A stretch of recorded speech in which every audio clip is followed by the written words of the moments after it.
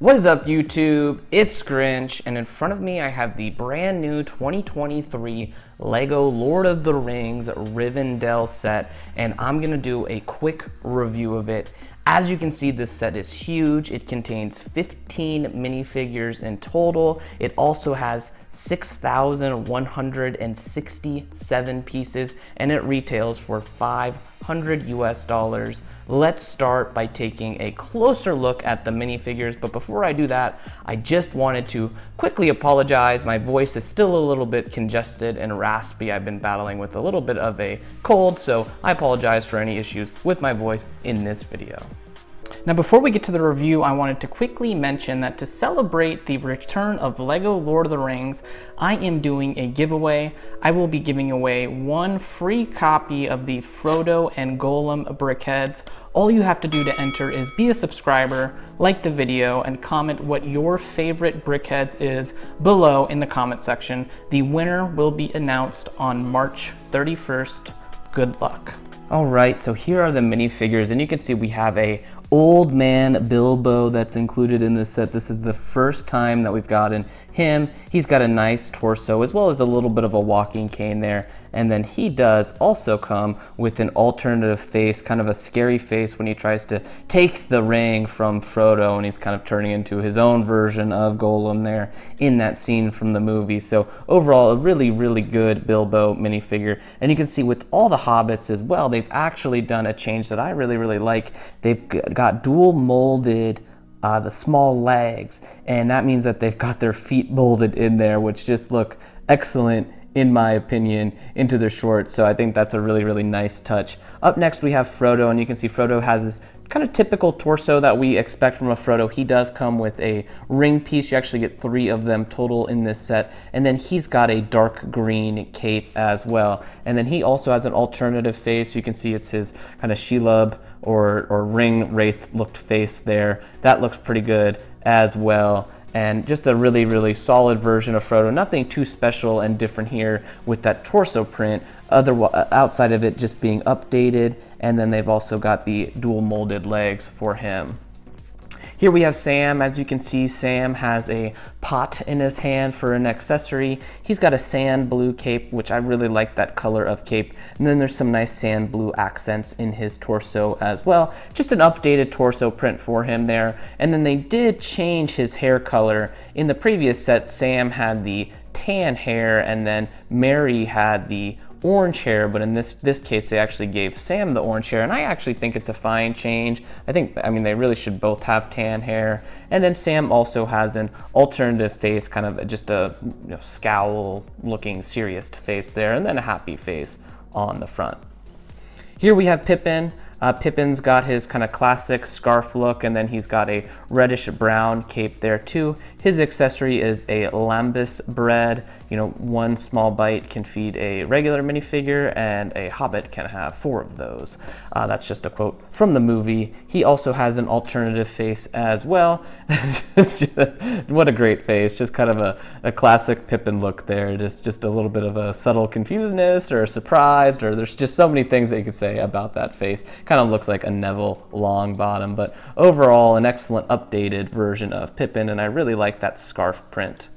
Here is Mary, and I really like the details on Mary. I think you can see it there. There is some nice kind of metallic shine on his torso print and on the buttons too there. So there's some really, really fine detail. There you go. I think you can see it right there on the print to give him some more detail. That looks good. Mary comes with a carrot as an accessory, and then he also has a alternative face, kind of a little bit of a smirk there, and that looks pretty good. His cape is olive green in this case. So up next we have all the elves that come in the set, and up first we have Elrond, and you can see what an awesome print here for that kind of robe print, and just a ton of details in there as well. And then he's got a little bit of a crown printing on his forehead too, but that all looks really good. I'll just make sure I can capture that metallic printing there. There you go. I think you can kind of perfectly see it, as well as up here on the shoulder blades too. This is a new hair piece. They've done the elf ears before, but this has the hair coming out the front, and I think that looks really, really excellent. They reused that same design, but in a different color of the other elves as well. And then Elrond too does have a alternative face, just kind of a smirk there, a scowl as well, and then you can see that print, that really nice print continues along the back. Something different here, when Elrond first came out, they did not have these updated dress pieces that actually use the minifigure legs. They just used the slope pieces, and the issue is that you can see there's just a small little gap there between the torso and the robe or the dress piece, and the hand can fit down in there just like that. On the other pieces, if they just use the wedge, when you slide the hand down there, it actually is rubbing against it and sticking out a little bit. So a change that's been around forever, but since the last time we saw Lord of the Rings minifigures, they did not have this. So a welcome just update here in my mind. Up next we have Arwen. You can see that she has a book for an accessory. I will remove that so we can get a better view of her. She's got a really, really nice print, and then you can see they printed on her star, her elven star there necklace, and then just a lot of really fine metallic printing and details there too. She uses that same headpiece or hairpiece as Elrond, and then you can remove that to reveal her alternative kind of happy face there too. And then she's just got some additional details along the side there of her dress on the back of her torso. This is, what I'm calling generic female elf. She's an unnamed elf in the set, and I really couldn't find a specific elf that she could be from the movie. Really, really nice, fine, detailed metallic printing there. You can see that just looks awesome. Some nice metallic printing update there too on the torso print as well. She's got a couple of just small freckles on her face, and then she uses that same elvish hair piece as well. And then when I turn her around, she's also got an alternative face, and then that really fine metallic printing details just kind of continue along the back. And I mean, just what a great minifigure. Some really fine and nice details on her. This is generic male elf or guy elf. Again, I couldn't find a specific reference. He has that same exact torso print. He just has typical Lego pants on versus the dress piece that the female had. He's got the same headpiece or hairpiece combo, but in brown, and then he also has an alternative face here, just more of an evil grimace or a smirk. And then again, really nice details continuing around the back. I really like the print and all the fine metallic detail work that they've done on it. And then last but certainly not least, we have Legolas Greenleaf. You can see Legolas has a bow and arrow as an accessory, of course. He's got a really nice print as well with the little tunic and belt, and then some details there on the main torso. He's got kind of an angry grimace face up front, and then he's got these dual molded pants here, and you can see that the kind of olive green continue onto that, and then they've got the sand blue and then the black. My only complaint about any of the minifigures in this set, and it's just a very small nitpick, is I do feel like these boots should be brown. I wish that this was dual molded with a brown piece down here instead of black. Very fine nitpick. Again, I know I'm saying this should be brown, not black, but just in my opinion, it would make this minifigure look better. And then on the back here, that nice print continues along the side, and then he's also got just a kind of regular content face there too. Before I move on, I did want to point out that Elrond actually gets a additional piece here. This is a bracket piece with a 1x2 plate, and then another 1x2 plate, and then a curved slope. You can actually sit him on that, and you can see here what I was explaining with the old slope pieces. See how the hand doesn't slide past that without bumping it, and then you can get it past it. So he just keeps falling off. You can get it past it, but it's technically putting friction and stress on that piece there because there's not that nice gap like there was before. Anyways, that's not what I'm trying to show you here. This is a piece that you can actually use to sit Elrond down. So when you're at the Council of Elrond, you can actually sit him down like that and give him the appearance of being seated. And look, they've done a really good job of matching the prints there. This is a print on the tile, and as you'll see in just a moment, Gandalf comes with one of these as well. So now we have the wizards, the men, and the dwarves from the set. Up first here we have Gandalf, and you can see he comes with just a typical 6-long bar piece here that represents his staff. He's got just an updated print here for his main torso. I'll remove his beard in just a moment so you can get a better look at it. And then he's got the new fabric-y kind of cape there as well. And it's just a single hold cape to make it drape a little bit easier, as well as because they did include a hair piece with this too. And then he also has a typical wizard's hat piece there. And here is that sitting piece for Gandalf. As you can see, it just matches his dress piece there perfectly well. And again, that's a print just like it is with Elrond. It's the same exact build. It serves the same exact purpose to make it look like the minifigure is sitting down because those robe pieces cannot move. And it's just a really nice inclusion. And it's actually something that has been on the want list of mine. I'm glad that LEGO has done this to have them, especially on a set like this where sitting at the council is so important and you're gonna wanna sit the minifigures down like that. Not being able to do that because of the robe piece is definitely, lackluster. And then also with the hobbits, they do have a solution for that I'll show you in the main review. So I've removed all the extra pieces around Gandalf so you can get a closer look at his torso print there. So that all looks good. Just looks updated, and they've got a nice little satchel print there as well as a belt and tunic. And then along the back here, this is what I also wanted to point out, just a lot of detail, and you really won't see these details. They've actually printed in a hood back there. They continue the belt, and then they've got just some additional kind of textured pieces here to represent his robe. So he does not have an alternative face, so it is worth pointing out on him. And lastly, I did want to mention that they came with this additional hair piece for Gandalf, so you can have him without his hat on if you would like. Up next, we have Aragorn and kind of his ranger look. You can see, again, just some really nice, fine detail printing there on this torso under that kind of undershirt there. There you go. Just, so many details, so many nice details. And that continues down here below his belt as well. He looks pretty great. He's got an updated, that newer sword piece that works really well. And then again, you can see just right there, some of his kind of chainmail under his shirt there as well. He does also come with an alternative face, and those both look pretty good in my mind. They're really just a perfect expression for Aragorn. And then it's just kind of nice to get him with an updated 2023 printed face there too. Definitely a difference that I noticed. Up next here we have Boromir, and his hair is just a little bit sideways. Boromir looks exceptional as well. Just another great minifigure to have. This is the second time we've seen Boromir in a set. He's got the Sword of Gondor. You can see that sword piece is thicker and different than the one that Aragorn has, and it is known in the instructions as the Sword of Gondor. He's also got a nice shield there as well, and then he comes with an alternative face too.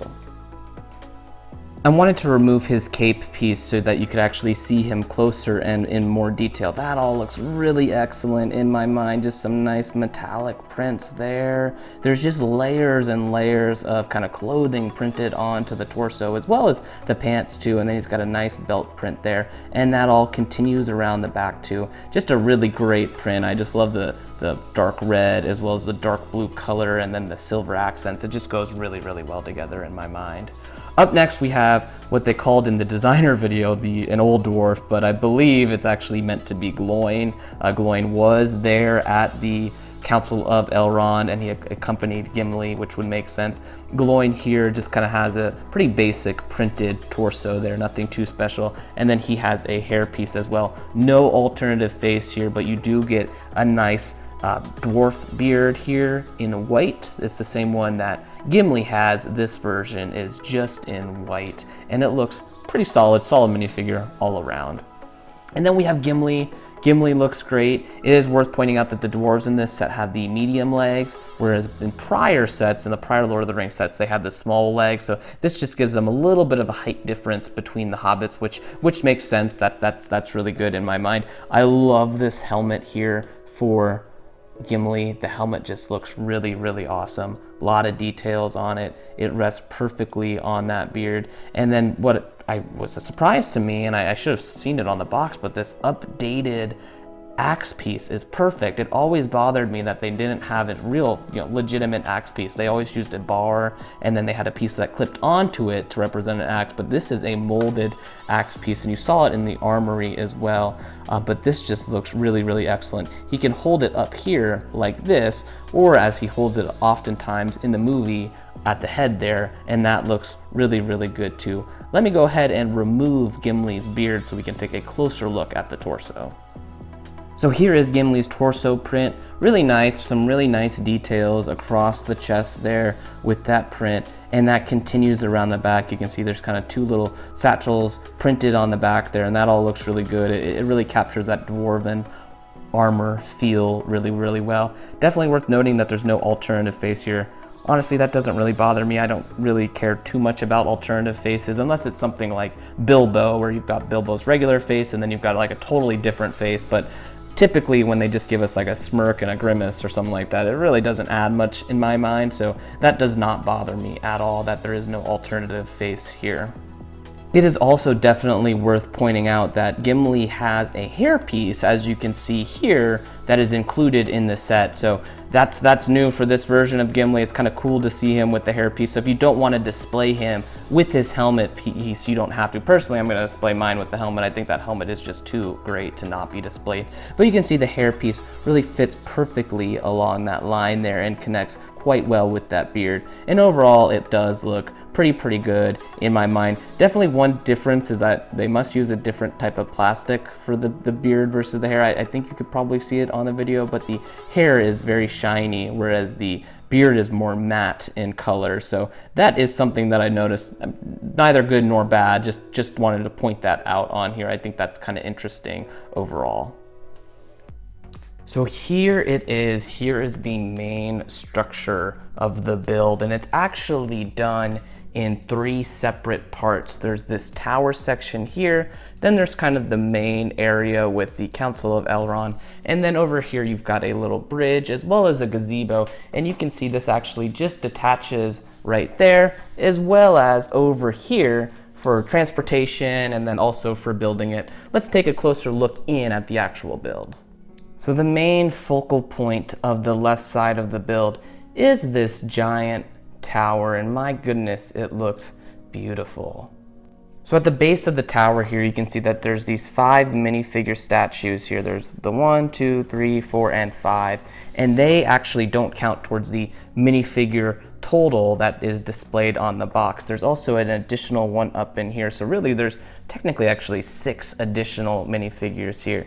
But I wanted to start out by showing kind of the side of the build. As you can see, like I mentioned, this portion detaches. There's just some Technic pins there, and I'm really liking these arches that they were able to come up with in the design for those. That all looks good. And then I'll get to the roof in a little bit more detail, but you can see some of that decoration on the side and then just one of the connector pins there.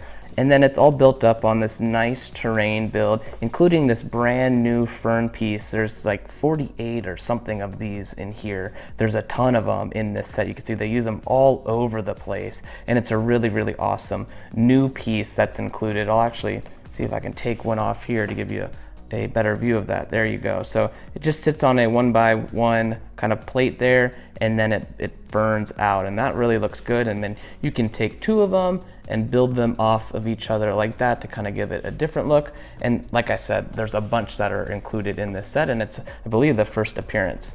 There's a little bit of a trap door right here. You can't get trapped on the other side. It's just a little bit of a hiding spot that you can open that up and hide something in. I believe the instructions actually suggest hiding Frodo in there. And then this continues around, the detail continues around all the way over here. I'll get to the inside of the tower in just a moment. So all of this shifts over, and you can see this nice terrain build continues along, and then we get to the Council of Elrond here. Now this is not necessarily suggested, the ring there to be put on there in the instructions. I just did that myself because you get so many spare rings. This right here is a print. These are all prints. You get quite a few of those in the sets because they also are used on the inside there. You can see that there's a nice tree here, and I really like what they've done with the roots, and the roots just kind of help kind of flow through the entire build and keep it connected, coming from down here and then also just sprouting out from over here as well. There's a small bridge with just a few little leaves on it, and then you can see over here we have the main foyer of Rivendell, and on the inside here there's actually some lembas bread sitting right there and a little leaf too. The other section of the build is a nice little waterfall right here with another bridge. And then when you come over here, there is a gazebo as well as a little armory build on the outside and then an armory on the inside. So there's a little forge and a furnace over here. Looking at the Council of Elrond in more detail, you can see that there's actually a little stairwell up here to get from the inside of the build out to here, and then there's the exit path, or the other portion of the path right here that leads to the outside. This is Elrond's chair. As you can see, these awesome hot dog pieces are used in, I believe, a medium nougat color, and then they've also used some popsicle sticks here as well on these chairs to kind of capture the back of the chair. That looks pretty good. They are a little bit finicky. They're pretty easy to kind of bump, and you do have to do just a little bit of adjusting with them, but that's just more for display purposes if you're kind of nitpicky like myself. I also wanted to point out that you can take out the entire Council of Elrond here like that, and you could put it on its side to display it, you know, if you just want a little display piece like this, or if you wanted to do something else with it and just maybe have this portion on a shelf because you don't have enough room for all of Rivendell, you have that option. And then it's also worth pointing out that inside here they've actually built in a little eye of Sauron right there, which is just kind of a nice little hidden detail in the set.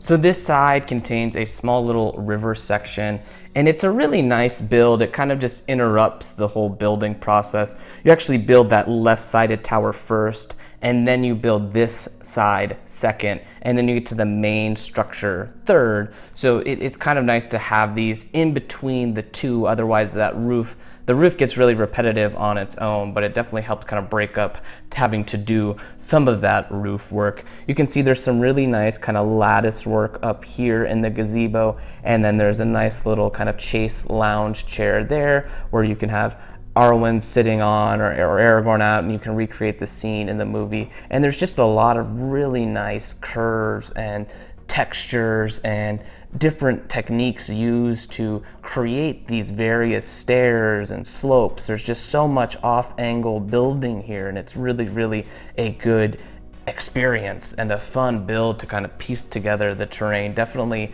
a highlight for me was just this entire section, as well as kind of the Council of Elrond section over here too. Just a very different and unique build and a good building experience overall. I'm going to detach this section so we can see it a little bit more closely and more details.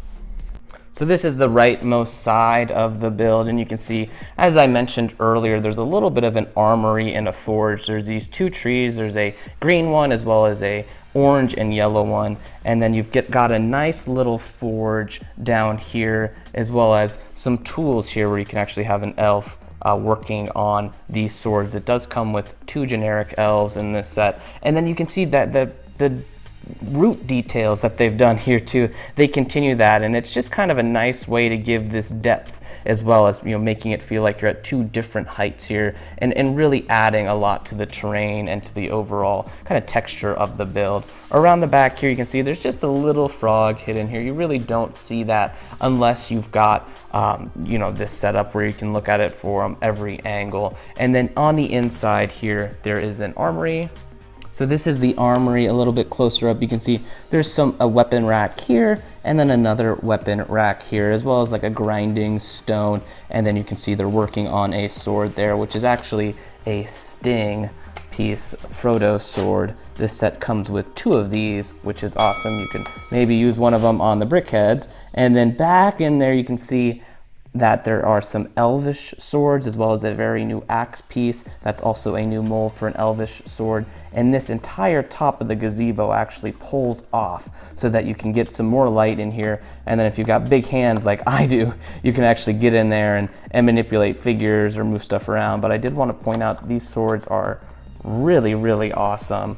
This is an elvish sword, one of my favorite swords from the movie, and the design is just perfect in my mind. They did a great job with it. This set comes with a four full sets, or one full set of 4 of them, so you do get plenty of them, as you can see in this set. So this is the other view from the foyer, and you can see in here there's just a few more details that I wanted to capture. There's a nice little bench back here, as well as some additional stairs right here that you can actually access and use minifigures with. You won't probably use them too much, again, unless you've got 360-degree access to this thing. Otherwise, that's just on the back, but a nice little bench build there too. If I turn this around a little bit more, you can see that the foyer kind of continues right in this direction. There's a little bit of just a elvish artifact, little bit of a gyroscope thing here too. That looks really good. It actually uses an upside down chandelier and then one of those disc from Nokia from the Black Panther sets in a pearl gold color. And that just looks really cool. It's just a nice little kind of architecture, artifact build there. And then you can see the stairs kind of continue around up here, and then there's a whole other level. So this top level here, as you can see, it's split into 2. The top doesn't really have much going on in terms of detail. You can see that it's just barely enough here to get a minifigure on, and you can also kind of see some of that really nice lattice work in the background. Don't worry, I'll get to that here in a moment. But then there's another elvish statue with a Narsil shard, the shard of Narsil right there. So that's cool. You actually get 2 of those in this set. Any of the swords that you see, you at least get 2 of, which is a nice touch. And then when you continue over here, there's just a mural of kind of the defeat of Sauron when Isildur took up his father's blade and then defeated Sauron in battle. The lower section of the tower on the left-hand side has a little chase lounge, again, like we saw on the gazebo, and then just a small bookcase. As you can see, there's not a ton of details on the inside, a little bit of a rug, and then you do get kind of 2 little candle holders here and one there as well. And that continues around the side, just barely enough room here to kind of fit your hand in and be able to move figures around. But then this is kind of Elrond's study, and you can see that there's a nice little, again, kind of chandelier or candelabra build right there. That looks good. There's a small map of the 2 towers in here. This is a sticker. Let me see if I can show that to you. There you go, that's a sticker. It's got an image of Barad-dûr on it. Perhaps that is a nod to the rumored Barad-dûr set that will be coming out next year. All of these details here on the floor, that is all print. Thank the heavens that that's a print, not a sticker. I mean, that would be torture having to put all those stickers on, but it's not. And then you can see this is the repeat of the printed pieces that were used in the Council of Elrond. That's just reused here again. There's some more maps and kind of books and study area here too. And then you do get pretty much a full map of Middle Earth right here as well. And that's a really cool map. I mean, it's not technically accurate. It looks like you've got Gondor there, you've got Isengard there. Isengard should actually be more of over there. They're not that close to one another, and it's definitely not across from Minas Tirith. And then up here, it looks like you've got Rivendell. So not perfectly accurate, but it's just really a cool print in my mind. From the top here, you can see there's just some nice kind of Lego detailing and work to kind of get the top of that roof shaping. We'll take a closer look at the roof later. And then there's also just a mural right here. I'm not exactly sure what it's supposed to be. As far as what I can tell, it wasn't necessarily supposed to be anything specific. It kind of looks like Numenor a little bit to me, but let me know what you think that is supposed to be in the comments. I really couldn't find too much on it. And then there's just another image up here. It's just supposed to be a generic image, at least from what I could see in the Lego designer video. There wasn't any kind of giveaway of what it was there. They literally just said they were 2 images that added to the scene. And then over here, there's just a little bit more kind of detailing here on the side above that mural, and then you get the kind of opposite statue here as well to kind of match the roof. This does not split when it's on a table. Unfortunately, my table is just a little bit uneven here. It normally, if your table's not uneven, it fits perfectly just like you're seeing there. So if you're seeing that, see, there you go. If you're seeing that on here at all, it's not to be a concern. It's all good. The other portion here is Frodo's room, and there's a ton of detail in here as well. The top portion of this tower is easily removed to just give you some more light as well as some access back here. Otherwise, it is a little bit difficult to get back there because the roof doesn't come off. But you can see there's a small chair here as well as a stand. That is actually where Bilbo can write his book back there. And then there's a sticker on there that says there and back again. I'll see if I can get you a better view of that. There you go, right there. So that is a sticker. It's a good sticker. I like that they included that kind of custom piece there versus reusing just a generic inner book piece. So at least we got that. Obviously, it would have been better if it was a print, but you know, we got a custom sticker there. So I'm okay with that overall. You can also see that there's a chest here, and in this chest is a mithril tile. Really, it's just a tile. It's not a torso or anything like that. And then there's also another sting sword in there too. That was just fit both in there, and those are the kind of gifts that Bilbo gives to Frodo before his adventure and taking the ring to Mordor. This is the bed that Frodo rests in. This is Frodo's room really, as well as Bilbo's room. And you can see there's another sticker here for some details for this kind of backboard as well as the sheets on there. So that all looks pretty good. They kind of matched Arwen's color from the brick heads, which is kind of funny. And then there's just another little kind of candle set there to go along with it. Overall though, that's really the inner details of Rivendell. Let's take a closer look at the rest of the build as a whole. One last thing I wanted to mention is that you can see here, Frodo actually in the directions and instructions recommend adding these legs here to give him the appearance of sitting down, since he has these short legs that you can't actually rotate with. And Frodo butt cheek Baggins over here. But no, it's kind of a cool look. They actually just did that by getting some headlight bricks and then adding a 1x1 plate to the bottom there to kind of make it look like his feet. And then you can have the Hobbit sit down. They did come with that for Bilbo as well as Frodo in the set. You don't get it for all of the Hobbits, but you are able to kind of sit them down and make it look like they're sitting, whereas typically you wouldn't have been able to do that. You do have to take off the cape though, otherwise the cape just kind of sits there. I mean, you don't have to, but I don't know why you'd be sitting in a bed with a cape personally. So just thought I'd point that out. So looking towards the roof section now, you can see there is some really nice detailed lattice work here that they've done to kind of create this elvish architecture look and feel. They've used some cupcake pieces there and a ton of the newer, they're pretty old by now, but relatively new in the sense of a Lego piece, candlestick piece there to kind of give those the support, those kind of smaller width than that typical brick size. And that all looks really, really good. You can see all the way around here that they've really kind of captured that look and feel quite well. I did want to point out the roof looks really, really excellent too. It is a ton of it's pretty tedious to put all of these 1x1s on there. What the directions actually suggest is putting them on there and then taking a plate like this, a 1x1 plate, and sliding it up and down here so that you can actually kind of press against it to get them situated without having to, just sit there and meticulously put them on 1x1x1. You can kind of quickly put them on according to the directions, and then you can use that plate to slide up and down here to kind of help and get them aligned.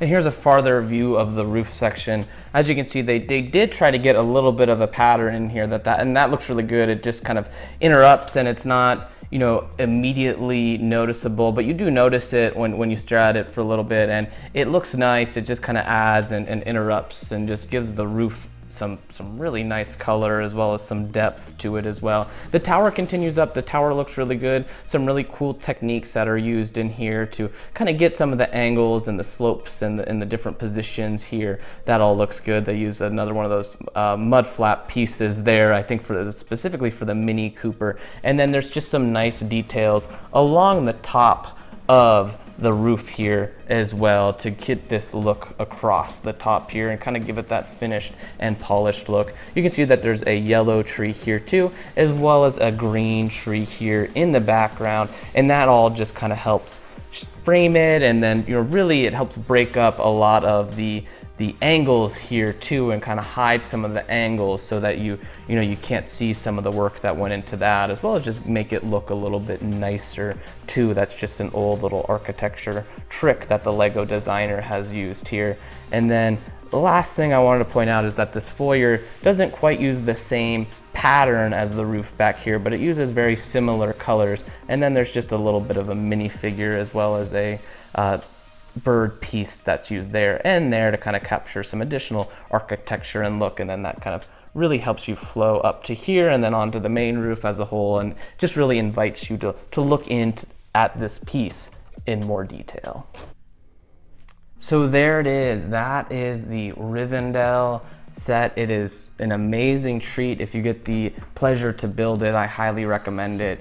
I'm gonna go to the Grinch's Guide portion of this, and I have to say, it's a 5 out of 5 overall, just excellent. I mean, some of the pros here are some of the techniques that are used are just a treat to build. It's highly detailed. It's a very fun build. Some of the cons, the roof is a little bit tedious in its construction, I will say that, but you do kind of expect that in these larger builds. Of course, some of the leaves get a little bit repetitive here too, and again, you do expect that with some of these larger builds. So it is kind of just a part of the larger building process in general. So I'm not really gonna nick it for that. So overall, excellent build, 5 out of 5 in my opinion. The minifigure selection is great too. So you just really can't go wrong if you can afford this set.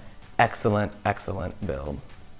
If you enjoyed this video, please consider liking, subscribing, and joining in the conversation in the comment section below. As always, thank you for watching, and I will see you in the next one.